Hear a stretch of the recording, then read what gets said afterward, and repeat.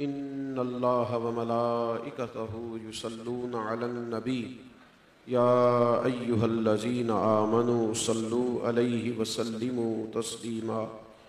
अल्लाहुम्मा सल्लि अला सय्यदिना व मौलाना मुहम्मदिन मअदनिल जूद वल करम व आलिहि व बारिक वसल्लिम। मिल के पढ़िए अस्सलातु वस्सलामु अलैका या रसूलल्लाह व अला आलिका व अस्हाबिका या हबीबल्लाह। हम्द व सलात के बाद आली मर्तबत हज़रत क़िबला सैयद साहब तशरीफ़ फरमा है।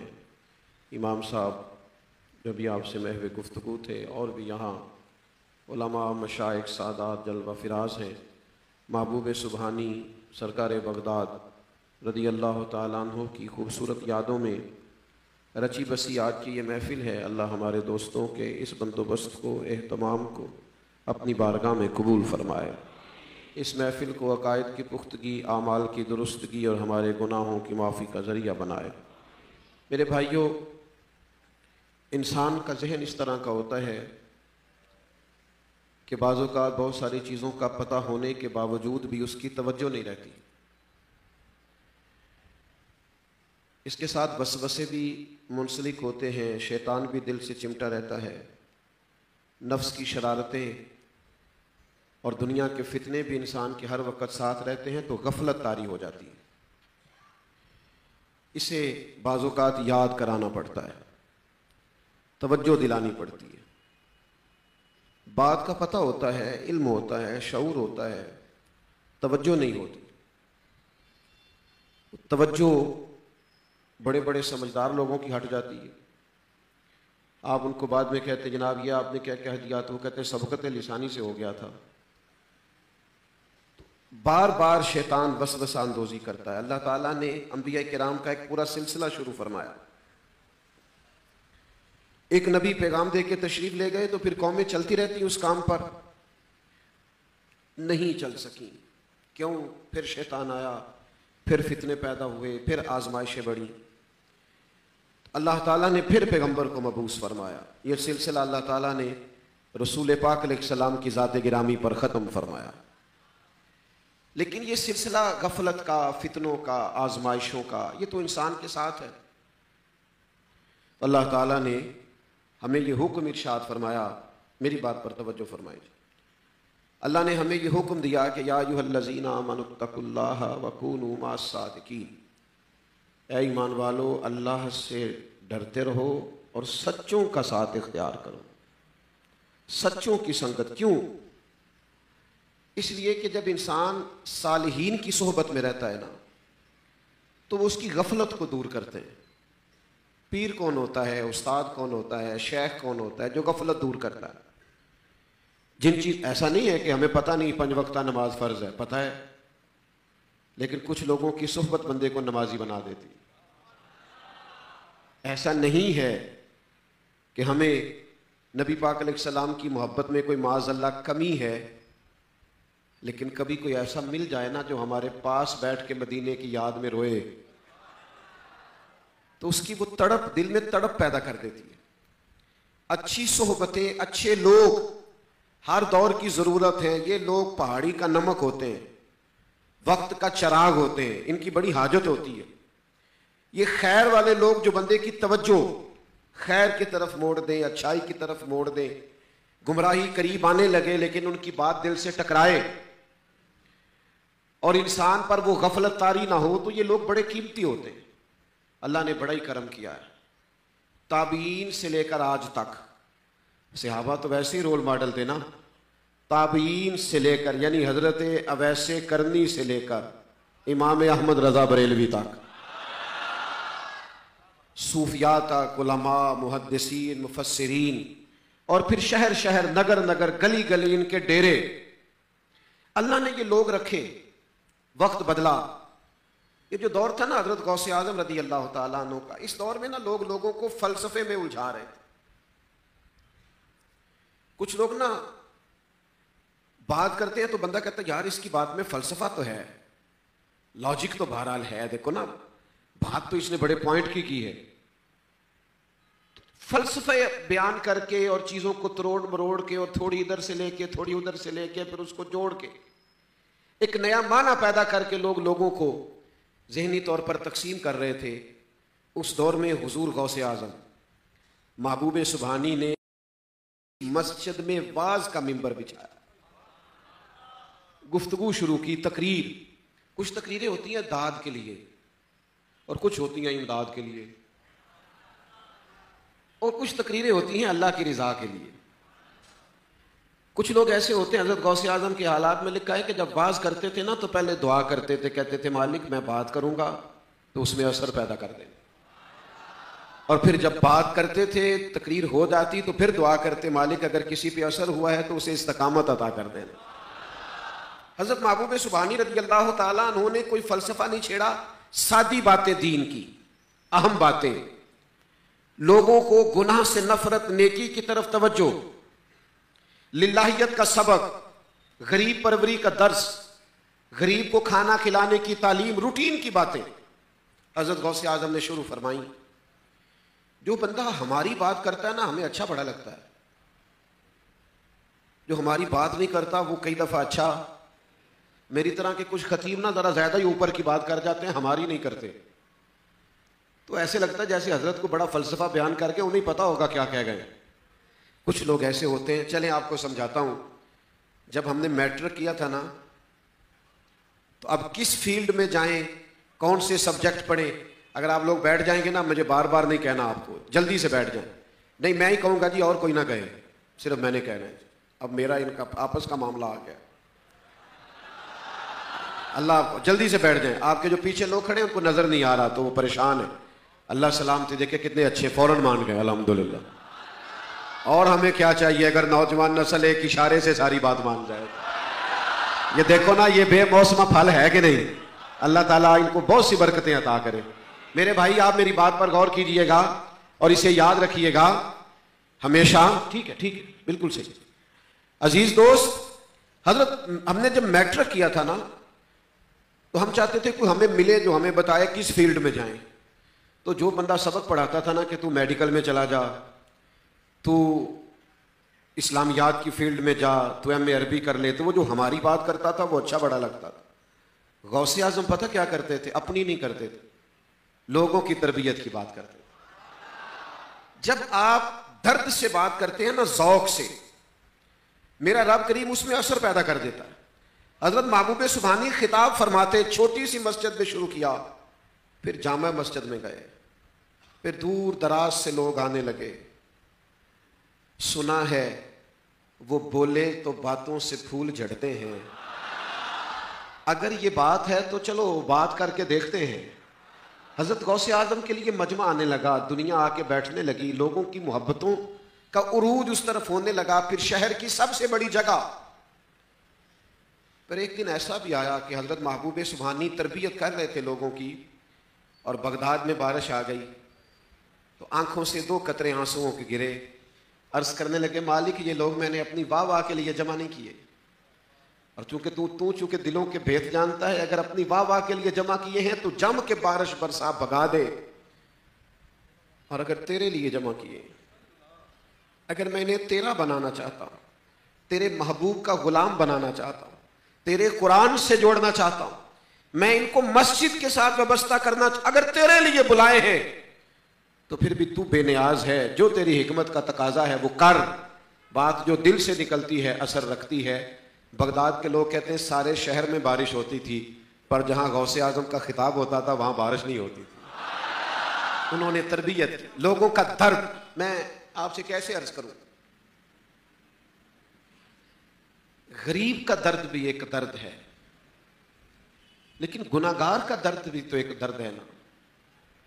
आपको पता है जो गुर्बत की चक्की में पेश रहा है, उसकी सिर्फ दुनिया की भूख का मसला है, वो भी बड़ा मसला है, हल करना चाहिए, लेकिन जो गुनाहों में उलझ गया है, गुनाह नफ्सियाती मरीज बना देते हैं आदमी को। गुनाह कर करके इंसान खोखला हो जाता है, हाफिजे कमजोर हो जाते हैं, इंसान को अपने आप से वहशत होने लगती है। गुनाह, नबी करीम अलैहिस्सलाम ने फरमाया, गुनाह वो होता है जो सीने में खटकता है और इंसान डरता है किसी को पता ना चल जाए। गौसे आजम वो रूहों के तबीब थे जिनके पास लोग मैले दिल लेके आते थे, उनकी सोहबत में बैठते थे तो अल्लाह ताला उन दिलों को उजला और पाकीज़ा बना दिया करता था। हमारी महफिलों में नोट गिने जाते, 2 4 5 बंदे अगली सीटों पे बैठते हैं तो वो नोट गिनते हैं, और फिर एक अगर नात खां को पता चल जाए ना कि ज़्यादा नोट किस आदमी के पास हैं तो फिर वो कहते हैं ये शेर भी हाजी साहब की नज़र है। पता चल गया ना उसको, हालांकि शेर जो सरकार के नाम का है वो किसी की नज़र कैसे हो गया। मिजाज होता है ना भाई। तो फिर पता है आपको, मिलाद की महफिलों में भी गरीब बेचारे आगे नहीं बैठ सकते, 11वीं की महफिलों में भी नहीं बैठ सकते, क्योंकि जब नोट देने हैं, निछावर करने हैं और ये ऊपर गिर रही हैं और ये काम हो रहा है तो वो गरीब कैसे आगे आए। हमारी महफिलों में नोट गिने जाते हैं। एक दरवेश कहते हैं, मैं गौसे आजम की महफिल में एक बड़ा धागा ले गया था। आजकल हमारे यहाँ गिनने के शुमार करने के जराए हैं ना, कैलकुलेटर है, कंप्यूटर है, लिख लेते हैं। उस जमाने में लोग धागा रखते थे साथ और एक गिरा लगा लेते थे, दूसरी गिरा लगा लेते तो बाद में गिरहें गिन लेते थे। वो दरवेश कहते हैं मैं धागा ले गया कि आज मैंने गौस पाक की महफिल में गिनना है कितने बंदे तौबा करके जाते हैं। यहां नोट गिने जा रहे हैं। फरमाते मेरे महबूब सुबहानी मिंबर पे जलवा फिराज हुए, और मिंबर पे यूं जलवा फिराज होते थे कि तकरीर कोई इबादत समझ के करते थे। वो समझते थे कि अल्लाह के बंदों को अल्लाह की तरफ बुलाना, उदउ इला सबील रब्बिका बिल हिकमा, लोगों को रब की तरफ बुलाना है। इस दर्द से खिताब होता था कि गौसे आजम के शहजादे का विसाल हो गया। तो कान में इत्तला दी गई तो हजरत ने फरमाया गुस्ल दे के वहीं ले आना जहां मैं रब रसूल की बात कर रहा हूं। मैं उतर के बेटे का जनाजा पढ़ाऊंगा और फिर उसी तरह बैठ के रसूलुल्लाह का दीन बयान करूंगा जैसे मैं पहले बयान कर रहा था। ये उनका मिशन था। जब कोई चीज आपका मिशन बन जाती है ना, इबादत बन, वो आपको तकाती नहीं, उससे आप उकताते नहीं, वो आप में नखरा पैदा नहीं करती। आप चलते जाते हैं तो रूह ताजा होती जाती है। वो दरवेश कहते हैं कि गौसे आजम का खिताब खत्म हुआ तो इधर से 4 लोग खड़े हुए। हुजूर डाकू थे, हमें तो हमारा एक सज्जन पकड़ के लाया था, चंद घड़ियां मेरे पीर के पास चलो तो सही। हुजूर यहां बैठ के थोड़ी देर बात सुनी है, चलो चंद मिनट बैठे हैं, रब करीम ने फजल कर दिया, तौबा करते हैं, आज के बाद डाका नहीं डालेंगे, हलाल कमा के खाएंगे। 10 वहां से खड़े हुए। हुजूर नाफरमान थे माँ बाप के, आज के बाद फर्मा बरदारी करे। वो दरवेश कहते मैं जितने बंदे खड़े होते गिरे लगा लेता, पर बंदे 2-2 खड़े होते तो गिरे लग जाती, फिर वो दर्जनों के हिसाब से खड़े होने लगे। फिर वो जब सैकड़ों होने लगे तो मैं गिनूं कैसे और गिरे कैसे लगाऊं। फरमाते तकरीर करते करते गौसे आजम ने मेरी तरफ देखा, फरमाया मैं दिलों की गिरें खोलता जा रहा हूं, तू लगाता जा रहा है। यहां तो गिरहें खुलती हैं, मैं तो गिरहें खोल रहा हूं। जहां दिल पर गिरा लग गई है वो खोल दूंगा। और फिर ये मेरे गौस पाक हैं, ये मेरे मुर्शिद हैं, ये अंदाज है तकल्लुम का। फरमाने लगी ओ दरवेश, ये मेरी वजह से तौबा नहीं कर रहे, ये खुदा के फजल से तौबा कर रहे हैं, और अल्लाह का फजल गिना नहीं जा सकता, शुमार नहीं किया जा। गौसे आजम ने लोगों पर, फिर मैं आपसे अर्ज करूं कितनी मेहनत करके तरमीमें पास होती हैं हमारी असेंबलियों में। दुआ करो कुछ तरमीमें गरीबों के हक में भी पास हो जाए। दुआ करो जिनको रात नींद नहीं ना आती कि बिल ज्यादा आ गया है, जमा कैसे कराना, उनके लिए भी कोई तरमीम पास हो जाए। एक साहब मुझे कहने लगे कि पीर साहब कोई सिफारिश चलती है आपकी? नमाजी थे, नेक थे, कोने में ले गए मुझे बाजू थाम, नेक आदमी, कोई सिफारिश चलती है? मैंने कहा आप बताएं, मेरे लायक हुआ तो मैं कुछ करूंगा। कहने लगे मुझे बिल माफ नहीं कराना, बुढ़ापा है, पेंशन से गुजारा है, अगर मेरी कभी किस्तें कर दी जाए ना तो मैं थोड़ा थोड़ा करके अदा कर दूंगा। और मेरे भाई कैसे अर्ज करें गुरबा का वो दर्द। ये गौसे पाक का लंगर खाना क्या था? ये गरीबों के लिए था, ये मसाकीन के लिए। दर्द उठता था सीने में, प्यार उठता था। अब मैं क्या बताऊं आपको, अब तो पीरों का मंजूर नजर होने के लिए भी जेब में पैसों की जरूरत है।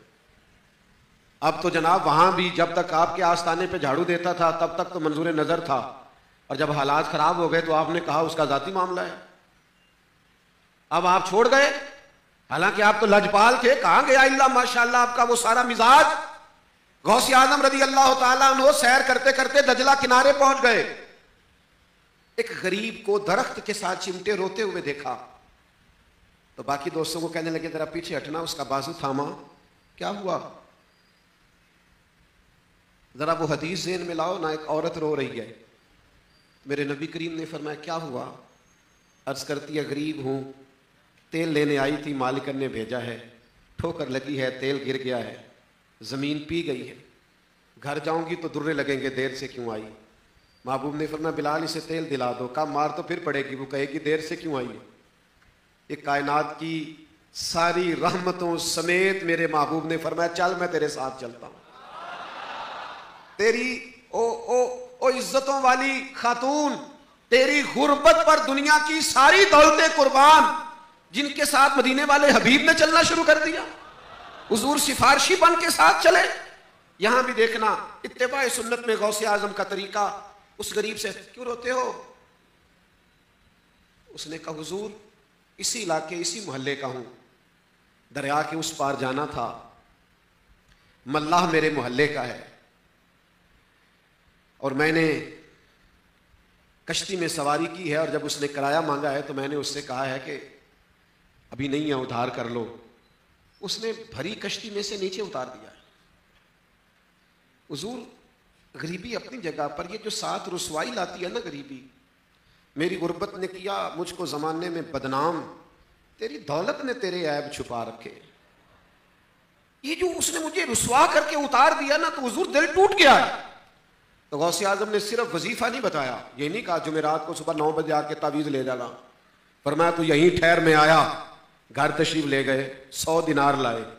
उतनी देर में मल्लाह दूसरी तरफ उतार के मुसाफिरों को वापस आ चुका था। उस मल्लाह का बाजू थामा, 100 दिनार दिया, फरमाया ये रख ले, खत्म हो गया तो दोबारा ले लेना, लेकिन आज के बाद किसी गरीब को कश्ती से ना उतारना, जिसके पास किराया ना हुआ अब्दुल कादिर जिलानी के किराए पे सफर करा देना, मेरे किराए पे सफर करा देना, मैं हूं ना। इसको कहते हैं गौसे पाक। तो ये चूंकि तन्हाई में बात की थी, इसका उनको तस्वीर नहीं चाहिए थी, इसको उन्होंने कहीं डालना नहीं था, कहीं लगाना नहीं था, तन्हाई में की थी ना। तो मल्लाह कहता मैं भी बड़ा सख्त दिल था, पर जनाब गौसे आजम का तरीका ऐसा अनोखा था कि मेरी भी आंखों में आंसू आ गए, और मैंने हाथ थाम के चूम के कहा शेख आज के बाद शिकायत का मौका नहीं दूंगा। एक तो तबलीग दीन, एक गरीब परवरी, और तीसरा मुसल्ले से वाबस्तगी, मेरे गौस पाक की इबादत से वाबस्तगी, अल्लाह की जात से जुड़ के रहना। वल्लज़ीना यबीतूना लिरब्बिहिम सुज्जदन व क़यामा, रातें रब के लिए गुजारना सजदे करते और क़याम करते। मेरी तरह के बिल्कुल जो लोग निकम्मे, उन्होंने भी अपने हक में हदीस याद कर ली है कि आप ही सारी रात इबादत करता रहे और आलिम सारी रात सोया रहे, इशा पढ़ के सो जाए, फजर तक सोया रहे, दर्जा फिर भी आलिम का ज़्यादा। ये हदीस अपनी जगह पे दुरुस्त है, पर इमाम आज़म को भी तो आती थी ना, और उनसे बड़ा आलिम भी कोई नहीं, पर वो तो सारी रात मुसल्ले पे बैठे रहते थे। नहीं समझ आई आपको मेरी बात? भाई मैंने तो अपने हक में याद कर ली, और मैं बन भी गया कि मुझे मानो कि मैं आलिम हूं, माज़अल्लाह मेरी तरह के लोग दावा कर बैठे। तो ये हदीस गौस पाक को भी तो आती थी ना। ये जरा देखना, सुबह हज़रत गौसे आज़म फजर के बाद फिका का दर्स देते थे, नमाज, वुजू, गुस्ल, ज़कात, हज, इसके मसाइल बताते थे। जोहर के बाद तफसीर का दर्स होता था, असर के बाद हदीस पाक का दर्स होता था, दरमियान में मदरसे के तलबा को असबाक पढ़ाते थे। हमारे यहाँ ना मदारस में एक नाज़िम तालीमात होते हैं जो पीरियड तकसीम करते हैं, असबाक। तो नाज़िम तालीमात ने कहा हुजूर आपको किताब कौन सी देनी है? सारे बच्चे लायक नहीं होते, कुछ मेरी तरह के भी होते हैं, लेकिन जो लायक होते हैं उनके तो बोर्डों पे नाम आ जाते हैं, इसने हमारे कॉलेज में टॉप किया है। तो भाई नलायक ने भी तो फीसें पूरी दी है ना, क्लास में वो भी तो आया ना, तो उसका भी तो नाम लो ना। तुम नलायकों का नाम क्यों नहीं लेते? चलो मुझे क्या लेने दो, क्या लेने दो। मेरे नबी पाक ने फरमाया कयामत वाले दिन जो कबीरा गुनाह वाले होंगे ना, वो मेरी चादर के नीचे छुपे हुए, मैं उनकी शफाअती ले आलिल कबाइर मिन उम्मत, कबीरा गुनाह वालों की सिफारिश। सुने आला हज़रत क्या फरमाते हैं, चोर हाकिम से छुपा करते हैं या इसके सिवा तेरे दामन में छुपे चोर अनोखा तेरा। फरमाया गुनाहगार सारे मेरे करीब होंगे, माशर में मेरे करीब होंगे सारे। हुजूर गौसे आजम से नाज़िम तालीमात ने कहा हुजूर आपको सबक कौन सा देना है? पर मैं सबक नहीं देना, मुझे लायक स्टूडेंट सारे तुम रख लो, नलायक सारे मुझे दे दो, मैं नलायकों को पढ़ाऊंगा। अल्लाह करे कोई नलायकों को पढ़ाने वाला भी मिले। और कोई नलायकों का वाली वारस भी बने, लेकिन सब लायकों से ही अपनी निस्बत को मजबूत करते हैं।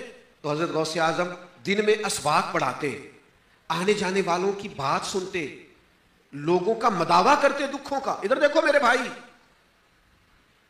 इतनी मेहनत करते, उन्हें पता था मैं सारा दिन दीन का ही काम करता हूं, पर रात हो जाती, ज़रूरी कामों से फारिग हो जाते, तकरीर सुनने वाले, दर्स लेने वाले, सबक पढ़ने वाले सो जाते, और बगदाद के पीर गौसे पाक जिलानी मुसल्ला बिछा लेते। फिर सारी रात वो अपने रब के हुजूर हाजिर रहते, सारी रात। फिर वो सहरी तक अपने मालिक को राजी करते।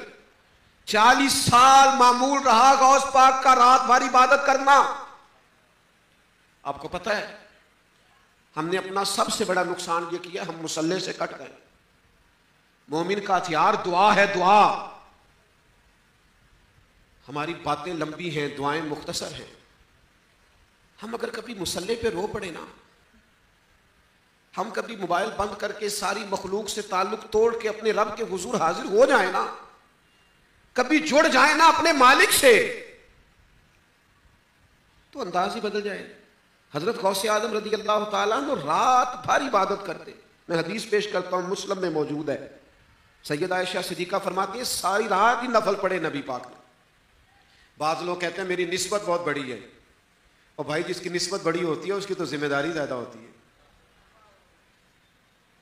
हमारे एक उस्ताद फरमाया करते थे, गैर तो सरकार को हाजिर नाजिर नहीं मानते, हम तो मानते हैं।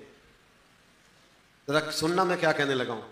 फरमाते हम तो मानते हैं कि हमारे महबूब अपने मज़ार में बैठ के हम सबको देख रहे हैं, हम तो मानते हैं। तो फरमाते हैं चूंकि हम मानते हैं तो हमारी तो तन्हाइयां भी पाक होनी चाहिए, हमारे अंदर तो एहसास ज्यादा होना चाहिए। जिन्हें हुजूर देखते हैं उनका तो एक एक लम्हा निखरा हुआ होना चाहिए, क्योंकि करीब देखते हैं।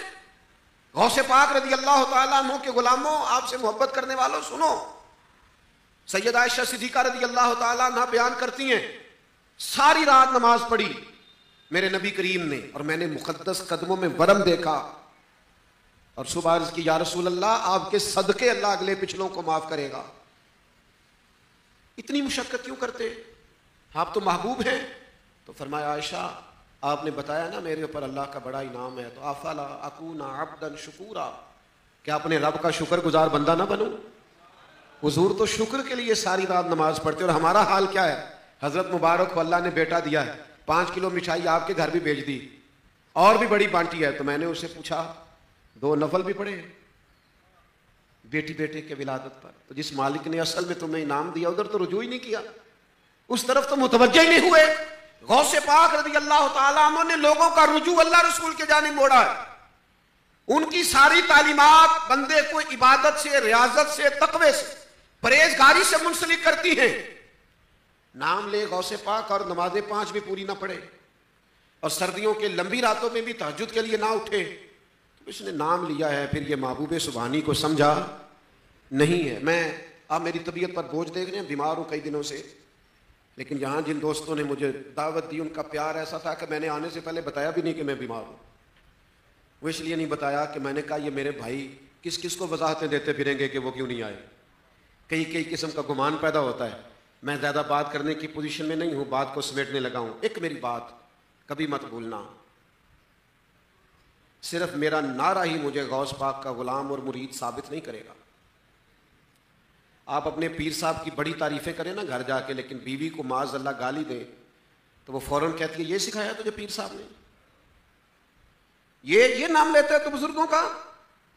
आप दफ्तर में काम करते हैं, फैक्ट्री में मुलाजमत करते हैं, किसी जगह आप कारोबार करते हैं, लोगों से आपका लेन देन है, वो किसी बुजुर्ग के सिलसिले में नहीं है और आप हैं, तो आपका सच बोलना बताएगा कि आपकी निस्बत मजबूत है। जब आप दफ्तर में आपका इखलाक, आपका किरदार उनसे निराला होगा, तो फिर खुद ब खुद अंदाजा होगा कि सूफिया के मानने वाले नरम मिजाज होते हैं, इनमें किरदार ज्यादा होता है।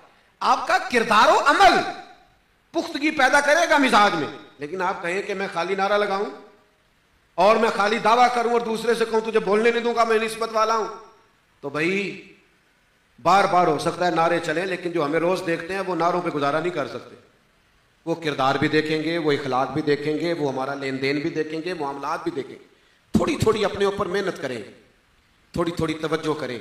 अगर हम हुजूर गौसे आजम के मानने वाले हैं, ख्वाजा अजमेर के मानने वाले हैं, अगर हम हजरत दाता अली हजवेरी के मानने वाले हैं, अगर हजरत बाउल नक्शबंद बुखारी के मानने वाले, अगर शेख शहाबुद्दीन सोरवर्दी के मानने वाले अलैहिमुर रहमा, तो फिर मेरे भाई किरदार अमल भी तो बताए ना। मिजाज में सख्ती, दरवेशों के मानने वालों के मिजाजों में सख्ती नहीं होती, लफ्जों में कमजोरी, जुमलों में झूठ नहीं होता, उनका रिस्क नापाक। क्योंकि सूफिया ने तो लोगों को तवक्कुल सिखाया है, इन्होंने तो सब्र सिखाया है। इनके अंदाज करीमाना होते हैं, इनके अंदाज मीठे होते हैं। तीन बातें मैंने अर्ज की। एक तो तबलीग दीन, हजरत गौसे आजम का मिशन रहा, और तबलीग दीन दर्द से, और हर आदमी तबलीग दीन करे। आप अपने दोस्तों में पैगाम दें दीन का, उनको लाएं इबादत की तरफ, लाएं सच्चाई की तरफ, आप दाई और मुबल्लिग बने। और दूसरी बात मेरे भाई, गरीब परवरी करें, आंसू पूछें। को जरूरी नहीं है कि आप लाखों करोड़ों ही खर्च करें, आप किसी शख्स के लिए एक वक्त के खाने में काम आ सकते हैं तो पीछे ना रहें। यह गौसे आजम का सबक है। और तीसरी बात, अपना ताल्लुक इबादत के साथ, मुसल्ले के साथ। तस्बीह, ये मोबाइल हाथ में हो तो सुकून नहीं ना लेने देता। क्या ख्याल है आपका? चलता रहता है ना। तस्बीह पकड़ ले, इंशाल्लाह वो भी चला करेगी, वो भी चलेगी। कुछ आप तस्बीह ले लें, वो आपसे कहेगी कुछ पढ़। ये भी एक हिकमत है बुजुर्गों की। तो कुछ इबादत का मिजाज, तकवे का कुछ मिजाज पैदा करें। मैं दिल की गहराइयों से दुआ गो भी हूँ और बहुत ज़्यादा खुश भी हूँ आपका ये खूबसूरत एहतमाम देखकर। जो कह सका हूँ अल्लाह उसे कबूल फरमाए, और बात करते जहाँ भूल गया हूँ अल्लाह ताला दरगुजर करे। वमा अलैना इल्लल बलाग।